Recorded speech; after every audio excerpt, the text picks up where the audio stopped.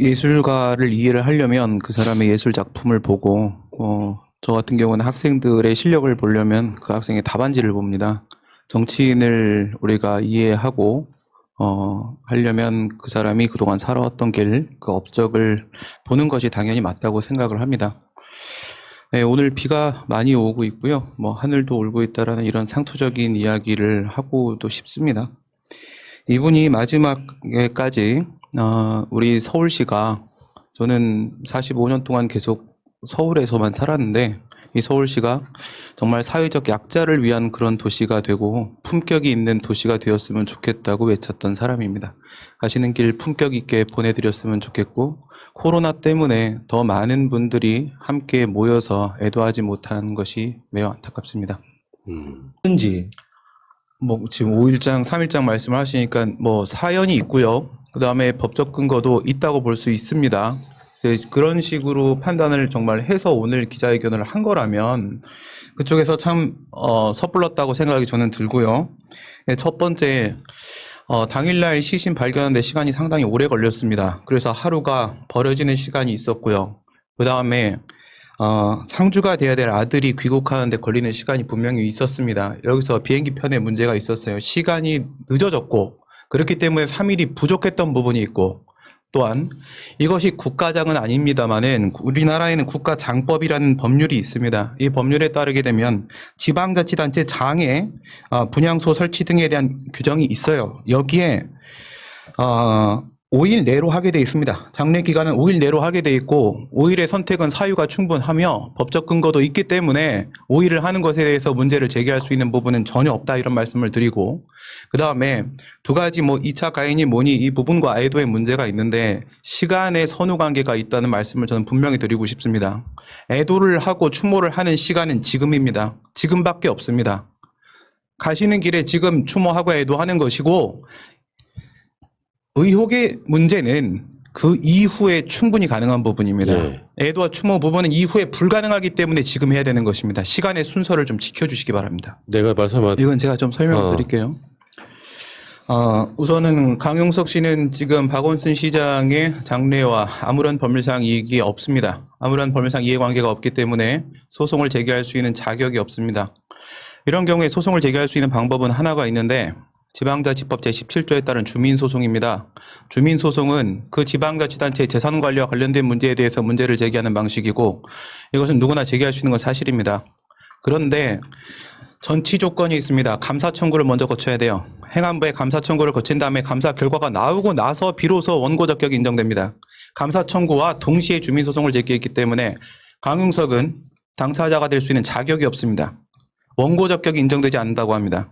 그리고 지금 얘기하는 가처분은 우리가 알고 있는 가처분이 아니고요. 행정소송법 23조에 있는 가처분인데 집행정지 가처분 시청이라고 합니다. 우리가 알고 있는 가처분은 현재 행정소송법에는 없습니다.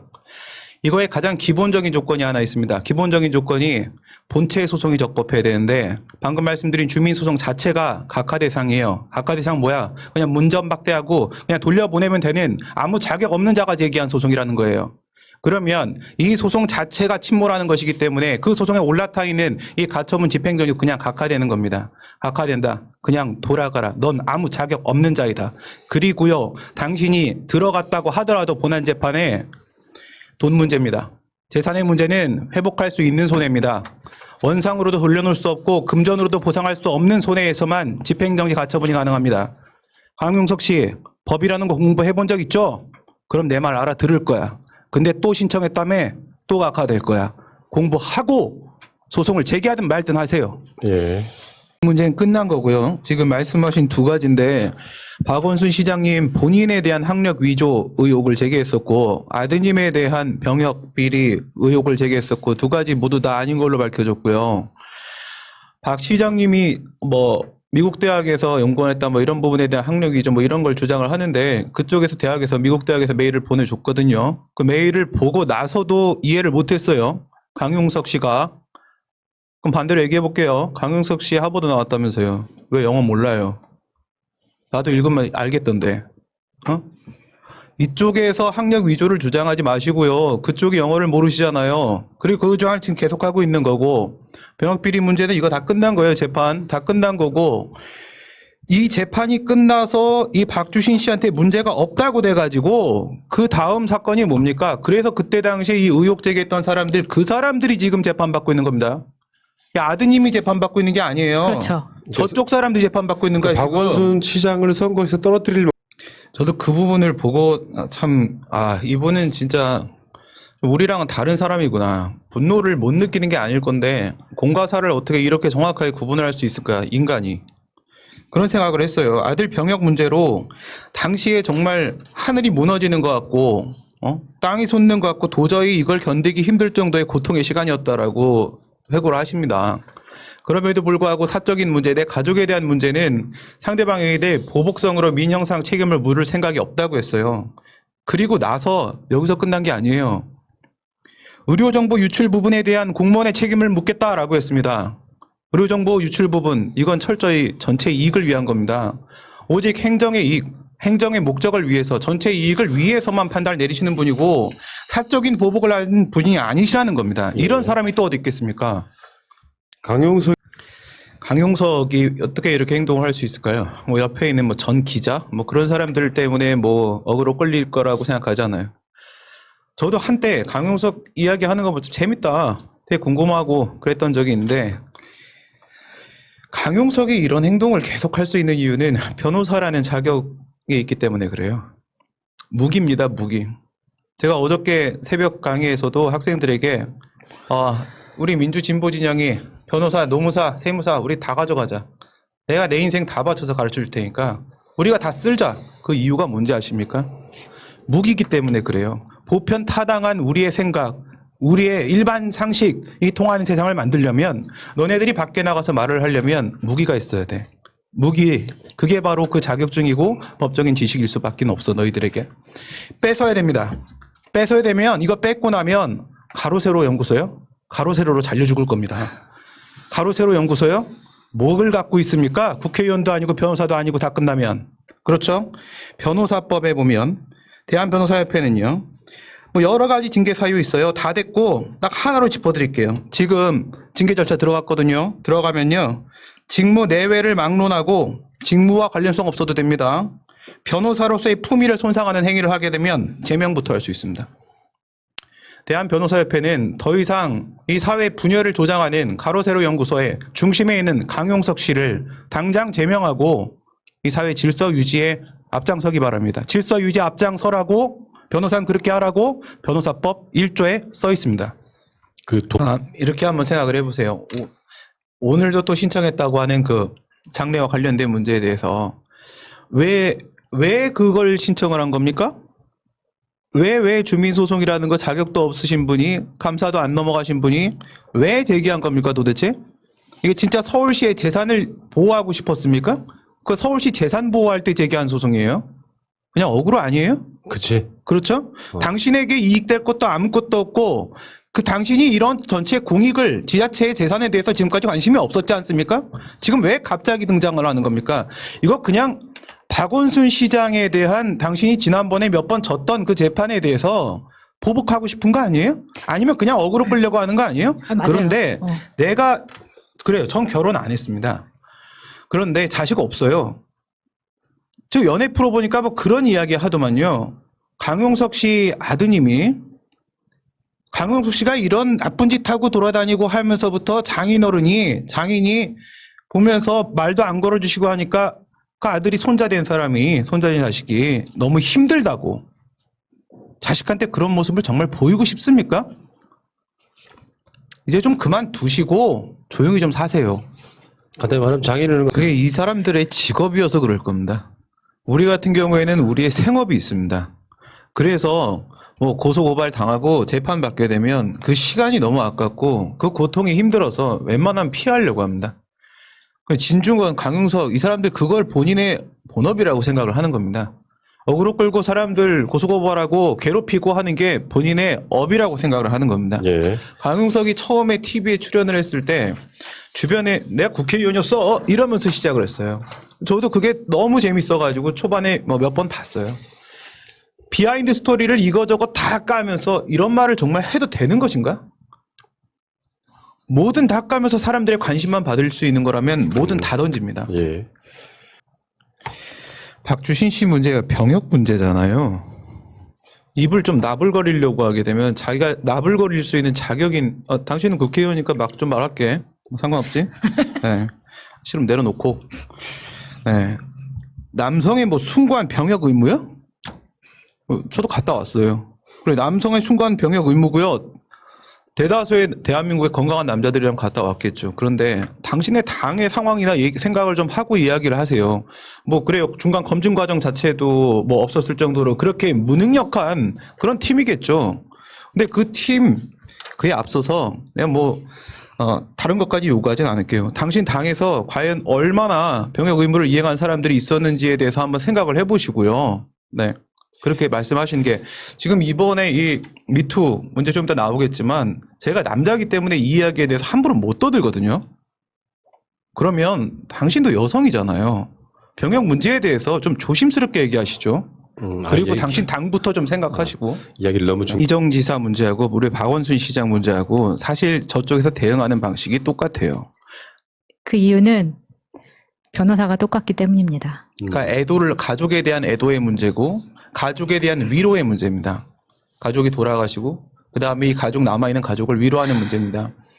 그런데 이 연좌제를 당신들이 적용을 시키고 이런 식으로 비난하려고 하는데요. 뭐 배현준 씨가 얘기한 MRI 교체 언제나 뭐 유서 조작 이런 거 많이 해봐서 우리도 그럴 줄 아나 본데요.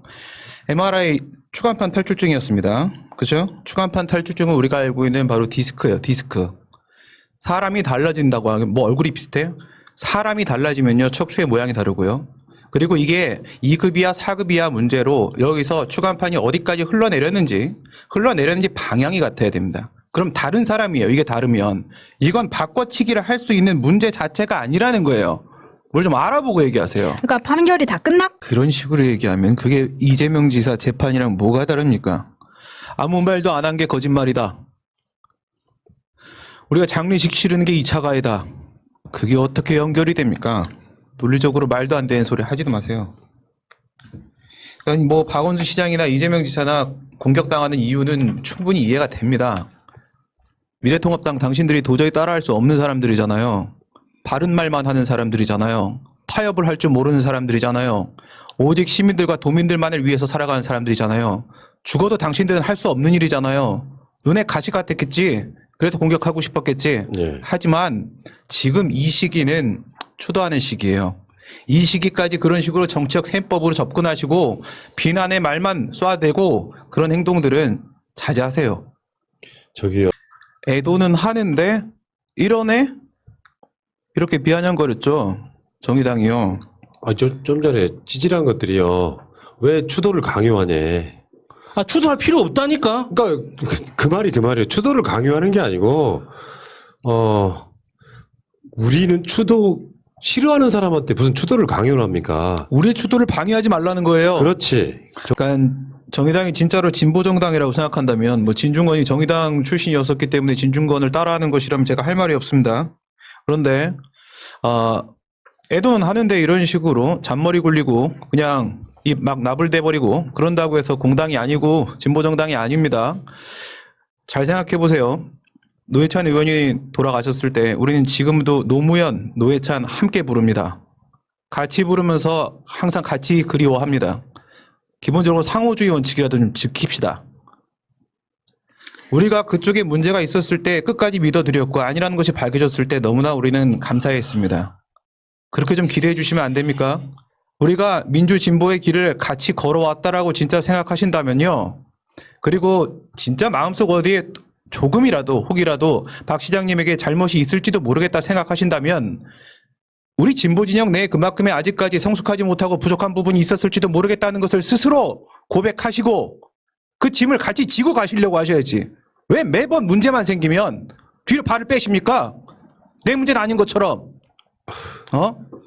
정신 차리세요. 어디 정의가 있어 그게. 네, 이 문제를 정의당이 오늘 당원들이 막 나가고 있죠.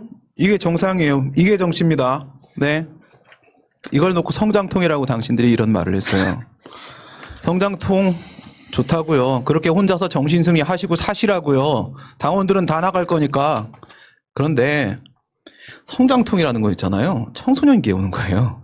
아직 철이 안 들고 아직 성장이 안 했을 때. 당신들이 신생정당입니까? 이제 성장통 겪을 때입니까? 난 그렇게 해서 당원들 다 나가고 당 해산되고 정의당의 장례식에 조문 안 갈 겁니다. 저 조문 안 갑니다. 그리고요, 이 유호정이니 장혜영이니 이 젊은 분들이, 좋아, 젊은 친구들이니까 뭐 이해할 수도 있겠죠. 뭐 국회의원은 전 국민의 대표자니까 젊고 늙음의 문제가 아니다. 우선 인간이 되어야 된다. 이렇게 어려운 말, 당신들에게 어려운 말 하지 않을게. 그런데 우선 선배 정치인이 있지 않습니까? 당 안에? 그 국회의원들 누가 가르쳤습니까? 정치? 누구한테 배웠습니까? 정치를 도대체. 선배 정치인들이 있으면 그런 행동은 하는 거 아니라고 가르치셔야 되는 거 아니에요? 그리고 청년 좋습니다. 지금 청년 국회의원, 청년 정치인의 양성을 방해하고 있는 게 정의당이에요, 지금. 더 이상 청년들에게 정치를 맡길 수 없는 상황이 왔잖아요. 지금 뭐 하는 거예요? 맞습니다. 그게 진보 진영에 대해서 정의당은 이제 우리는 진보 정당이라고 생각 안 합니다. 이제 미래통합당이랑 합당할 거라고 예상하고 있고요. 맞을 거라고 생각합니다. 살고 싶어서 아무데나 가겠지 이제.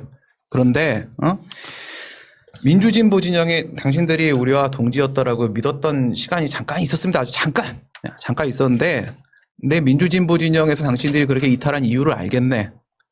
민주진보 진영의 특징이 뭔지 아십니까? 우리한테 뭔가 잘못이 있으면요, 그걸 숨기거나 감추려고 하지 않아요. 있는 그대로 드러내놓고 사과를 하고, 그 다음에 다시는 우리 내부에 이런 일이 없도록 재발 대책을 만드는데, 그걸 우리는 가장 앞세워요.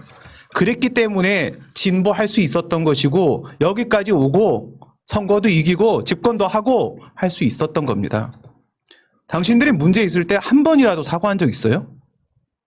그 재발 대책을 내놓고 실천한 적 있습니까? 이제 당신들은 진보 세력이 아니에요. 후퇴하고 있잖아요. 저 신봉진 기자의 페북을 소개해드리면서 이 이야기는 마칠게요. 유호정은 답하라. 공식적으로 답하라. 백선엽에게는 조문할 것인가? 심상정은 말하라. 이자의 죽음으로 가장 고통스러운 사람은 누구인가? 부디 이자의 빈수 앞에서 밝혀주길 바란다. 언론들은 말하라. 이자가 역사와 민중으로부터 고발당한 그 숱한 악행, 아직 미처 밝혀지지 않은 범죄에 대해 떠들어보라. 간도 특설대 복무로 논란이 있다는 수준이 아니라 조국 박원순 괴롭히듯 해보란 말이다. 이왕이면 미통당 김종인 대표에게 당 차원의 대책을 물어도 좋겠다. 그게 아니라면 너희는 페미니스트가 아니라 괴물이다. 그걸 못한다면 너희는 이 나라 사람이 아니라 외놈이다. 토착외구다. 전적으로 동의합니다. 백선엽이 한 말이 있어요. 동포에게 총을 겨눈 사실은 인정한다. 그렇지만 민중을 위해서 한시라도 빨리 평화가 오게 해주는 것이 칼을 쥐고 있는 자의 사명이라고 생각했다. 그 부분은 정말 할 말이 있죠. 이거 궤변이죠. 엄청난 궤변이죠. 이거는 말이 안 되는, 지금 칼을 내가 갖고 있다는 거. 어쨌든 내 손에 칼은 쥐어져 있어. 그런데 지금 싸움이 나고 있으니까 빨리 종식시키고 평화를 만들어서 우리 백성들에게 안전한 삶을 주려고 했다라는 겁니다. 그런데 평화를 칼로 만듭니까? 평화는 평화적인 방법으로 만드는 것이지 평화를 칼로 만든다는 얘기는 태어나서 처음 들어봅니다. 칼은 칼을 부르고 계속 싸움이 이어지는 겁니다. 칼로 평화를 만들었다. 진정한 평화와 억압된 평화 구별 자체도 못 하시는 것 같다는 생각이 들고요. 만약 그런 식으로 생각할 거라면 전 그 평화를 포기할 거고 자주적인 나라를 만들기 차라리 김원봉과 함께 끝까지 싸우겠습니다. 네. 평화를 포기하겠습니다. 그러니까 이 부분이 있다니까요. 근데 이거는 이게 백선엽 장례 같은 경우에는요, 이게 진짜 국가장법이고 이게 진짜 국민 세금으로 지금 진행되고 있는 중이에요. 박원순 시장 건은 이거는 기관장이고요, 서울특별시 장례고 국가장례로 지금 진행되고 있는 거 모든 것이 지금 다 배려받고 모든 걸 다 공짜로 하고 있는 게 지금 백선엽 쪽입니다. 이쪽보다 저쪽이 훨씬 많은 배려를 받고 있는데 우리가 뭐 박 시장님하고 백선엽이라는 사람하고 둘이 비교했을 때 누가 더 공이 많을까 뭐 이런 논란하고 싶진 않아요. 그런데 지금 우리 2009년도 11월 30일까지요. 친일 반민족 행위 진상규명위원회라는 게 있었습니다. 저는 이걸 놓고 상당히 참 아쉽고 안타깝게 생각을 했었는데, 일제강점막 친일 반민족 행위 진상규명에 관한 특별법이라는 게 있었고 지금은 없습니다. 이 법이 이제 끝났는데, 이 법에 따라 이 진상규명위원회가요 1005명의 친일 부역자를 선정을 했습니다. 그럼 이건 뭐 되게 많아 보이시죠? 근데 방금 전에 우리 마차님이 얘기한 게 민족문제연구소예요. 예, 이건 이제 민간단체긴 한데 이 민족문제연구소에서는 4,389명을 선정했어요. 4,389명의 친일파들을 얘네들은 단죄해야 된다라고 했는데 1,000명밖에 안 됐습니다. 이 규명위원회에서 선정한 게 왜 그러냐면 단순하게 친일의 정황이나 1차적 자료 정도 가지고는 그렇게 할 수 없다. 구체적인 모든 행위의 자료가 다 구비되었을 때 그때 비로소 친일 반민족 행위자로 처단할 수 있는 선정을 하겠다 이거예요. 그리고 이 법에는 당시에도요 조사 대상자 선정에 대한 이의제기, 이의 신청 절차가 마련돼 있었고 다 끝나고 조사 결과가 나온 다음에도 또 그에 대한 이의 신청 절차가 마련돼 있었는데 여기 시민단체 사람들 들어와서 만든 거예요. 정부가 만든 거 아닙니다. 이거 2009년도 이거 이명박 때예요. 네? 그런데 백선엽은 2번의 이의 신청을 모두 실패했습니다. 친일 반민족 행위자가 분명하다는 것이 역사적으로 증명이 됐고요. 예. 공과 과를 6.25 좋습니다. 그 얘기 하는데 그런 식의 이익형량 놀이할 때는요. 누구나 사람은 공과 과가 있어요. 그런데 이 공과 과 중에 무엇이 크냐의 문제가 아니라 이 공을 내세워 현충원에 이렇게 묻을 수 있다라고 얘기하려면 그 과에 대한 부분을 이 사람이 사과를 했었어야 그렇지, 돼요. 인정을 해야죠. 사과를 단 한 번도 안 했고 아까 푸나님 말씀하셨던 게 그 군사 독재 시절 얘기했던 일본에 계속 가서 내가 독립군 다 때려잡아서 당신들에게 얼마나 큰 힘을 줬는지 아냐고 계속 그렇게 강연했던 사람이에요. 마치 이게 말이 됩니까, 이게? 박정희가 이 사람 관련해서 미래통합당의 비례대표 국회의원인 신원식 씨가 이런 말을 합니다. 백선엽은 구국의 상징이다. 나의 롤모델이다. 이런 얘기를 하는데 이게 미래통합당의 정체입니다. 그리고 이 백선엽이 전투부대에 소속됐던 게 아니라 경비부대에 소속이 됐었다. 이건 뭐 확인해 봐야 되겠지만 경비부대의 소장이었기 때문에 아무 상관없다. 이런 식으로 얘기하는데요. 이거 한 대대급밖에 안 되는 부대였었고요. 되게 작은 부대였었습니다.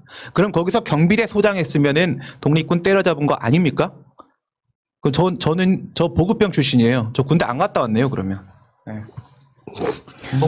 간단하게 말씀드리면요. 우리나라 지금 군에서 지금 조기 걸었어요. 이 사람 때문에. 이게 국가장법 때문에 걸었는데 근데 우리나라 군대는요. 아까 말씀하신 대로 우리 헌법 1조에서 뭐라고 했습니까? 임시정부의 법통을 계승하는 겁니다.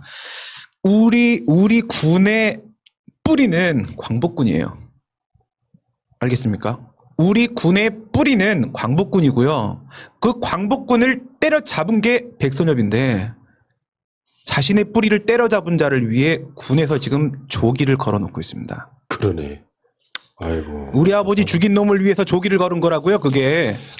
이게 우리나라 추 장관이 원래 원리 원칙대로만 그냥 인사를 저는 하면 된다고 생각을 하고 지금 윤석열이 대응을 하는 방식도 지난번 우리 인사조치 당시에 고위 간부급 검사들 이제 인사조치가 있었기 때문에 여기 이제 또 자기 사람이 없으니까 자기 뜻대로 안 돼가지고 이 중간 간급부로 이렇게 패싱해갖고 넘어가고 지금까지 작전을 피고 있잖아요. 그러니까 이번에 지금 인사조치되는 대상들이 이제 중간 간부급들이란 말이죠. 그러니까 여기도 지난번과 같이 뭐 우리 편, 이 편 이런 문제 사실 아니고 그냥 정상적으로 원리 원칙대로만 인사 발표가 나게 된다면 뭐 그것만으로도 충분히 윤석열은 팔다리가 잘릴 것이다. 뭐 주로 이제 이게 너무 과거에 그런 식으로 해왔기 때문에 대면 보고를 그런 식으로 받아야 된다고 생각을 하는 건데요.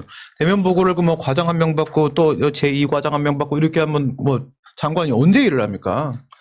그 당연한 얘기고요. 그 로비 안 받으려고 잠깐 연관내셨던 거는 충분히 이해가 될 수 있는 부분이고, 추미애 장관 같은 경우에 국회의원 시절부터 분명히 원리 원칙대로 가왔던 사람이기 때문에 우리가 지지를 했던 거고요. 지금도 이제 발표하고 있는 내용들을 보면 어떻게 이렇게까지도 하나도 법적으로 문제가 있을 게 없을 정도로 완벽하게 발표를 하고 있는가 이상할 정도예요. 추 장관이 이거 여거저거 공개하는 걸 보게 되면 어떻게 봐도 흠이 없어요. 문제 삼을 수 있는 부분이 없거든요. 그럼 이거는 절대 혼자 판단 내린 건 아닙니다. 사람이 혼자 판단 내리게 되면 주관적인 판단이 개입될 수밖에 없는 거고요.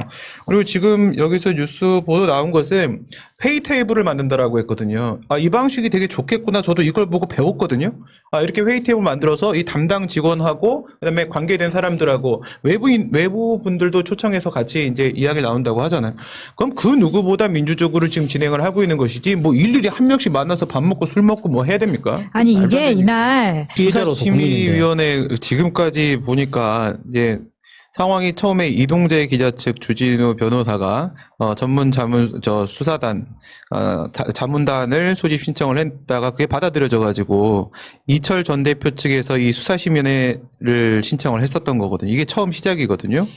근데 두 번째 이동재 기자 측에서 그 자문단이 이제 실패가 되고 나니까 추미애 장관 지휘권 행사로 실패가 되고 나니까 수사심의위원회를 신청을 했습니다. 근데 이게 오늘 10시에 이루어졌고요. 이 수사심의위를 열 거냐 말 거냐를 판단하는 게 부의심의위원회예요. 부의심의위원회. 그치, 그치. 이게 부의가 이게 붙일 부자거든요. 그래서 의논에다가 붙인다. 그러니까 수사심의위원회 쪽으로 보내준다라는 거예요. 보낼까 말까를 판단하는 부의심의위원회가 오늘 아침 10시에 해서 안 받아주기로 불허하기로 했어요. 그리고 고발인 쪽이었죠. 민원련 쪽에서도 수사심의를 신청을 해놨어요. 그러면 이것도 부의심의위원회가 시작이 돼야 되는데, 근데 또 오늘 막 쏟아지는 거예요, 지금. 법세련 있죠? 맨날 사고 치고 다니는 애들. 이 법세련 애들도 갑자기 얘는 뭐야? 왜 이러는 거야? 하여튼 얘네들도 수사심의에 신청을 했어요. 그리고 한동훈도 신청을 했거든요. 근데 이 법세련이나 한동훈이나 지금 이게 민원련은 원래 전날 신청을 했기 때문에 오늘 이 불허 결정이 나오기 전에 전날 신청했기 때문에 뭐 달리 이게 병합을 할 수도 있고 달리 운영할 수도 있고 뭐 이런 기대들이 있을 수 있었지만은 오늘의 법세련과 한동훈은 진짜 삽질이다. 완전 삽질이죠. 왜냐하면 오늘 안 받아주겠다고 한 게 이동재 기자 쪽의 수사심의 신청을 안 받아주겠다고 한 게 동일 사건에 대한 수사심의위원회가 있고 그다음에 관계 당사자는 그 수사심의위원회 하나의 수사심의위원회에 들어와서 충분히 의견 진술 및 의견 청취를 해줄 수가 있기 때문에 굳이 왜 여러 번의 절차를 거치냐. 그냥 글로 다 들어와라라고 얘기한 거거든요. 그러면 오늘 법세련과 한동훈의 신청은 그냥 삽질이었다. 결국 하나로 운영될 거다. 여기 물타기예요. 이게 내일 모레입니다. 내일 모레. 지금 다음 헌법소원- 달인 줄 알았어요? 그러니까 지금 이게 뭐가 결론이 나온 거예요, 지금. 그러니까 소부에서는 다 같이 합의가 돼야 되기 때문에 이제 못 하고 있다가 전화합의체 넘어가서 결론이 뭐 사실상 정해져 있었던 거죠, 뭐. 그렇죠. 이게 무죄 추정이 되지 않습니까? 네. 분위기상. 무죄 추정 설명해주고 싶다. 네. 그런데 사실 저 헌법소원 들어갔던 거 위헌법률 심판이었나요, 그 당시에? 그 들어갔던 거 결론 나올 때까지 기다리면 너무 오래 걸리지 않을까? 뭐 이런 생각이 들었는데 빨리 잡혀서 다행인 것 같습니다. 눈빛이 착해 보여. 뭐 이런 건데 이거 결국은 1심 재판이 엄청 정치하게 사건 분석이랑 증거 조사를 다 했어요. 그리고 2심이 너무 허술하게 나오면서 1심에서 얘기했던 것 중에 딱 하나를 뒤집어서 한 게 아무 말도 안 했으니까 거짓말이다 이거거든요. 근데 이런 논리는 제가 그 뒤에도 한번 찾아봤는데 이런 법리는 없어요. 이렇게 해석하는 법은 없거든요. 그러니까 대법원 올라가면 그것도 전압까지 들어갔으면요. 정상적이면 당연히 깨질 수밖에 없어요. 이거는 그냥 뭐 돌려보내든지 아니면 뭐 자판할 수 있으면 자판하든지 무죄로 끝날 것 같아요. 그러니까 이제